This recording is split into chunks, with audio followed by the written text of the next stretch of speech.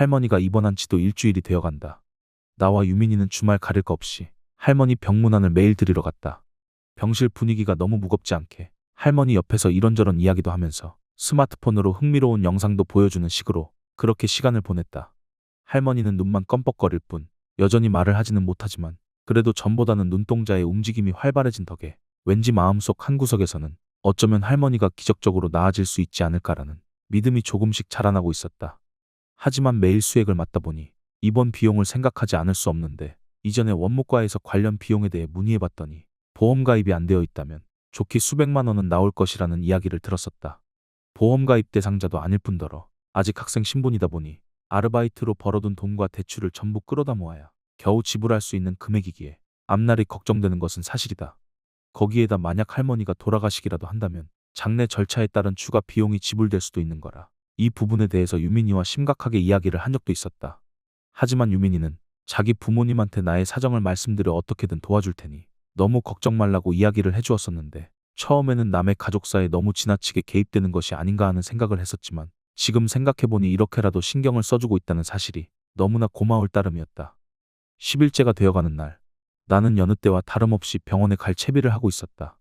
오늘은 유민이가 학교에서 별도로 현장 실습을 이틀간 간다고 해서 어쩔 수 없이 혼자 가기로 했다. 집을 나서는 순간 비가 추적추적 내리기 시작한다.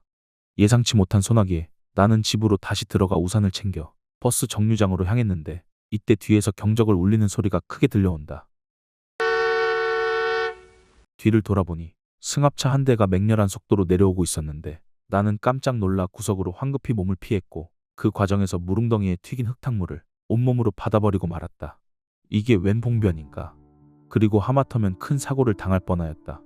나는 빠른 속도로 빠져나가는 승합차를 보며 이제 이 동네에도 오래 있지는 못할 것 같다는 생각을 하게 되었다.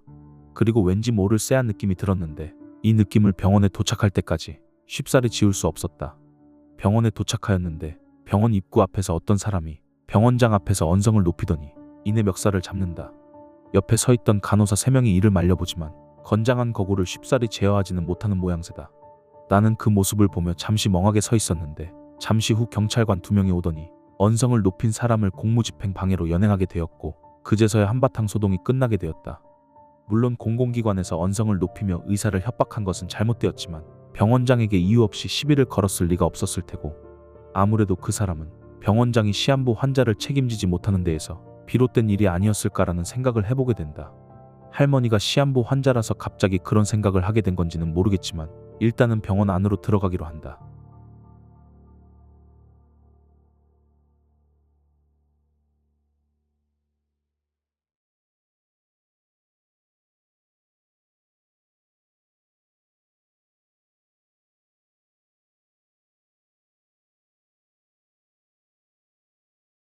직원은 잠시 자리를 뜨더니 10분이 넘게 지났는데도 좀처럼 돌아오지 않는다. 그저 하염없이 서서 기다리던 중 직원이 다시 돌아왔는데 이상하리만치 표정이 좋아 보이지 않는다. 직원은 잠시 뜸을 들이더니 이내 조심스레 입을 뗀다.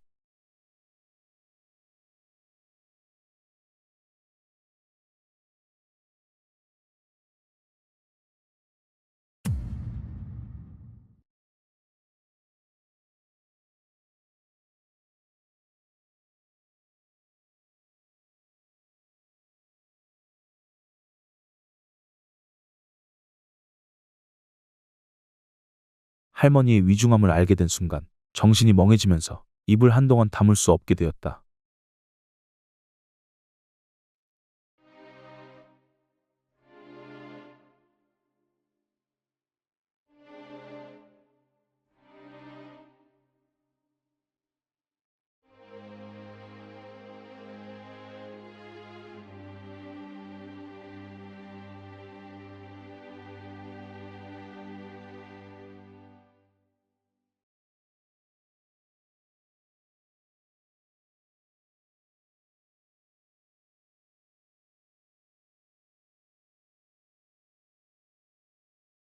대기 좌석으로 발걸음을 터덜터덜 옮겨 의자에 축 늘어지듯이 앉는다.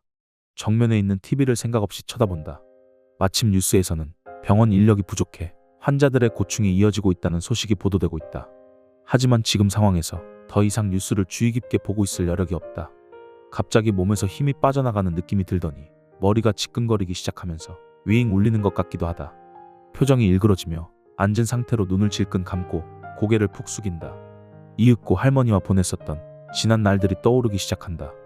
투닥거렸던 시절뿐만 아니라 더 어렸던 시절의 나와 할머니. 이불 빨래를 널던 할머니 뒤로 놓여져 있는 젖은 이불 위로 철없이 다이빙을 하던 나. 옥상에서 고추를 말리고 있는 할머니 몰래 고추 하나를 가지고 입에 넣어 잘근 씹다가 매워 죽을 뻔했었던 나. 할머니 몰래 자고 있는 틈을 타 장롱 서랍에서 할머니의 지갑을 열어 과감하게 10,000원을 뺐었던 나. 시장에서 판매했었던 병아리를 과격하게 데리고 놀다가 상인에게 버릇없다고 한 소리를 듣자 이에 화가 난 할머니가 상인과 언성을 높여 싸웠었던 날. 모처럼 둘이 중국집에서 자장면을 시켜 먹었는데 탕수육도 먹고 싶다고 할머니를 졸라서 결국 할머니의 코 묻은 돈으로 탕수육을 먹었던 날. 고등학교 시절 골목에서 일진들에게 잘못 걸려 돈을 뜯기기 일보 직전 그 장면을 할머니가 우연히 보고 옆에 놓여져 있었던 작대기 같은 걸로 일진들을 향해 휘둘러 나를 구해주었던 그날. 생각해보니 나의 모든 순간에 할머니가 있었다. 누군가의 도움이 필요로 했었던 절실한 순간마다 할머니는 내 옆에 있었다. 하지만 앞으로는 할머니가 없는 순간을 맞이해야 한다는 생각을 하게 되니 마음 한 구석이 점점 아려온다. 지끈거렸던 머리가 어느 정도 나아지자 나는 한 호흡을 크게 내쉰 다음 스마트폰을 들고 유민이에게 전화를 걸어본다.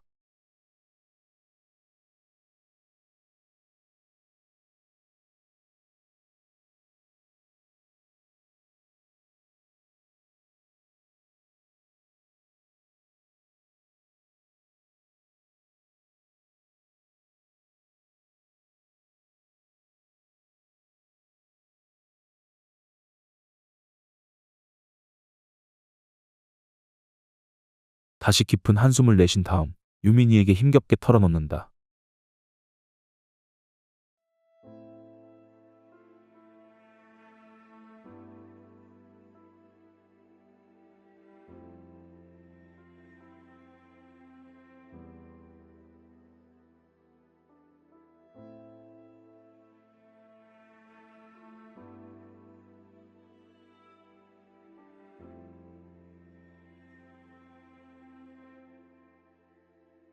처음 유민이의 목소리를 들었을 때에는 목만 메었는데 이제는 조금씩 눈물도 나오고야 만다.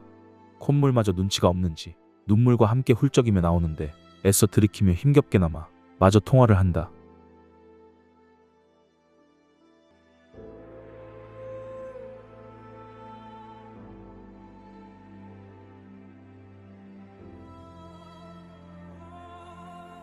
그렇게 통화를 끝마친 그 순간 원무과에서 내 이름이 호명되었고 소매로 눈물을 훔친 다음 원무과로 향했다. 직원은 내 얼굴을 보더니 슬프시겠다는 위로의 한마디를 던지고서는 나를 집무실로 안내한다.